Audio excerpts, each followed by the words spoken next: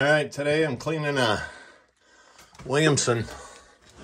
This is a Metzger Engineering Williamson. This is the one with the clean outs in it, the different type, you know, the bolt, the ones that have the bolt in them, or the stud there and the gasket. It's not like the newer ones that I put in, but these were still a good furnace. So I got the one clean out. I'm in the process of taking this other one out here. And we'll get this pipe off, and we'll vacuum it out, clean it out.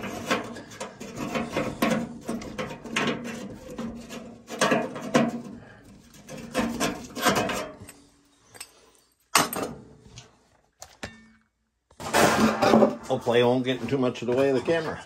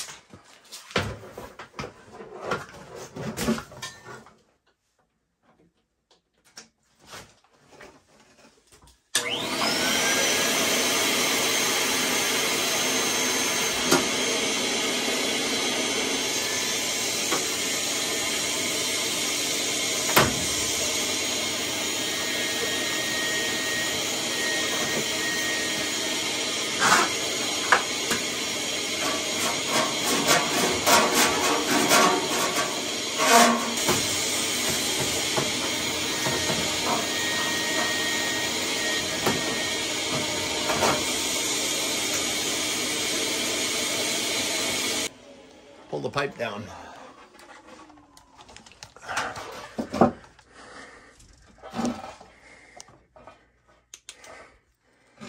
Look at that. That's a piece of the chimney. That's a piece of the brick. All right, well, there's one of the reasons you want to come and clean it, so I guess. Well, I don't feel any draft. I got to go get a mirror and look up there. I don't even see anything reflecting on my hand, but it is a cloudy day. So on my trip out here, I brought the nozzle assembly. I'm going to clean that up and try and maximize the... that's so I can check the chimney later. I'm going to change this nozzle.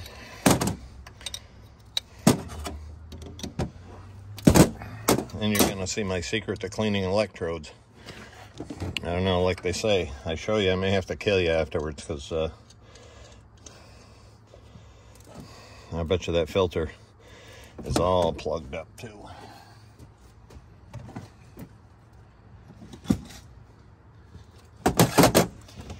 All right, let's see what we got here. 8580B.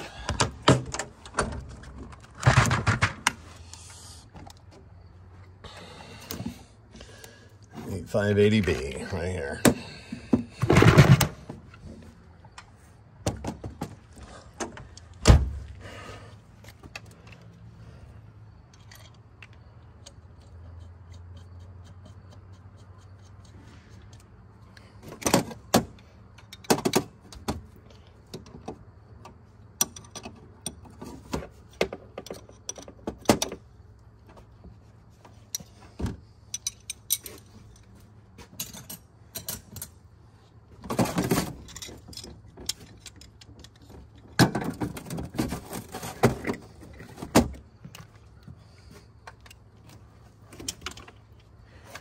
I don't know if you can see that or not, how crapped up that filter is. Pretty bad. Like I say, this they haven't been buying oil from us. They used to years ago. And then they stopped because the guy died. Kids got the house, they rented it to somebody, so he was bringing it in about a 5-gallon can. So, that isn't good.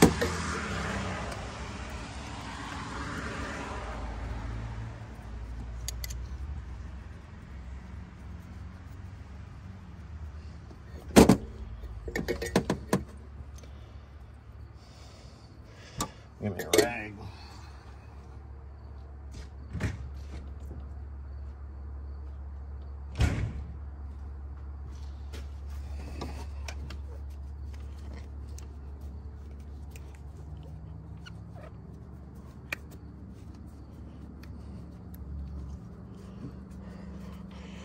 I see people go at them with sandpaper, with steel wool. And what you really don't want to do is you don't want to take the porcelain coating, the I don't want to call it a gel coat, but the shiny coating on the outside of the porcelain. If you rub that off, and you can with sandpaper, then this stuff sticks in the pores of that porcelain. And not that there's pores, but it sticks in it, and it makes it really, really hard to keep them clean so that they don't short out to the metal. Gap looks really good, so we're going to leave it as is. All right, a lot of you probably already know what this is. Got to make sure you put the cap on tight or it'll evaporate fast, but that's all I use this for. PVC pipe cleaner.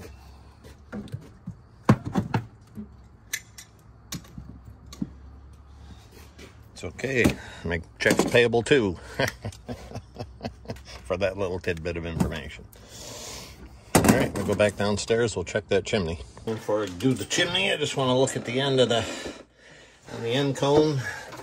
It looks clean, but sometimes they crack and break and they get loose. And I can tell just with the feel of it that that one isn't. So we'll go ahead and assemble this burner.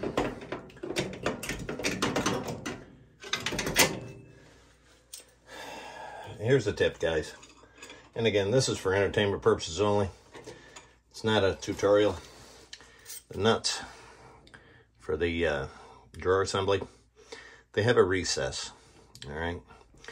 A lot of guys, they pull these apart, they think, and then they throw it back in. Well, they put them upside down with this recess up against the burner housing, and you can't do that. You'll end up with a leak. So you got to make sure that recess is always out. And what I do usually, when I take the nozzle line off and I loosen that, I just slide that over top of the nozzle line, and then it's right there. I don't set it anywhere, I don't lose it. Which can happen. It can happen.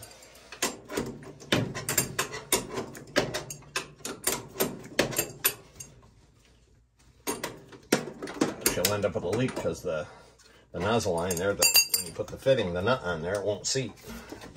And then make sure that these wires, like I say, the lighting isn't the greatest here. Make sure these wires, when you flip it up, you see how they start to fold? You got, that wire's in the way, but you got to kind of pull them out of the way. You don't want to catch them in between here and pinch them. You can either cut the wire for the CAD cell, which will give you problems, or you can short the transformer to the housing, and that will kick the breaker or the fuses off, whatever they happen to have in the house. So try that, and kind of watch it. Again, not a tutorial. I'm not telling you what to do. This is how I do it. You guys do it any way you want to. All right.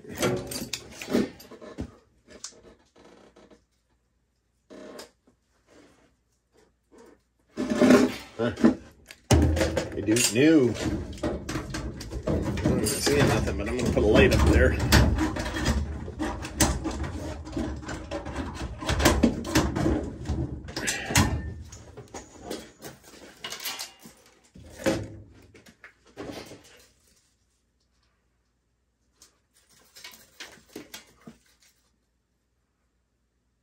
Oh yeah, no, I can see all the way up through, so that's good. So I'm going to get something in the box or something to dig that out, put the stuff in, and get her cleaned out. Okay. That's what it looks like now. So we got it cleaned out.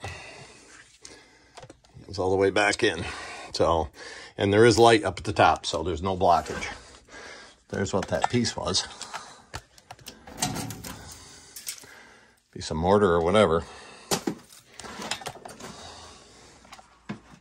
One thing I like to do with these too, well, number one, I always carry the gaskets with me in the truck. And these clean out covers I always carry with me in the truck. A lot of times these get corroded, and even though they're brass nuts, sometimes they'll bust off.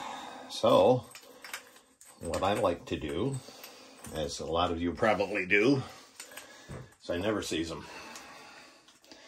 Doesn't require a lot, just enough to get all over your hands. But I like to just get a little bit on there. Put the new gasket on. And they can, they can be a pain to get in there sometimes. Some are 7/16, some are half. And I think this one's half, but I just want to make sure that the gasket is in there and not fold it over.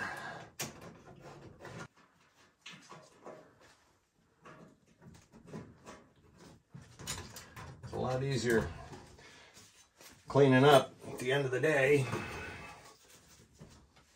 with after you've been wearing gloves. A lot of times your hands sweat in these gloves, and especially in the warm weather. And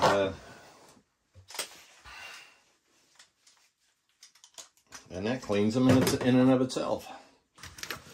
All right. Filter looks yummy.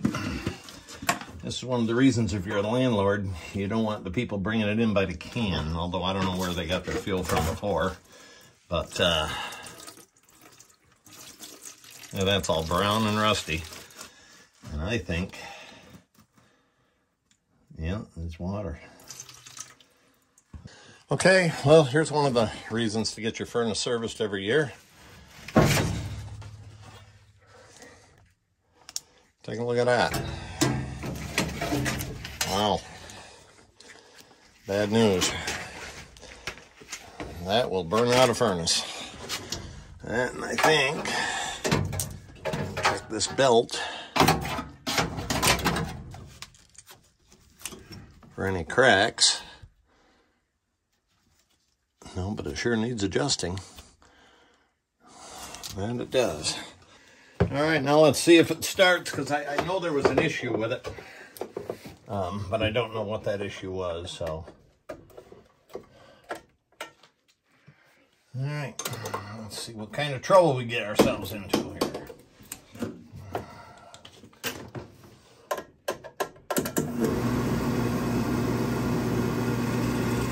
Diesel fuel, that's what they had in here.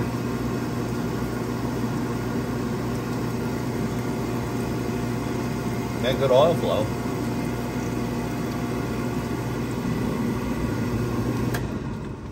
And she ignited too, so now we'll see if she stays running.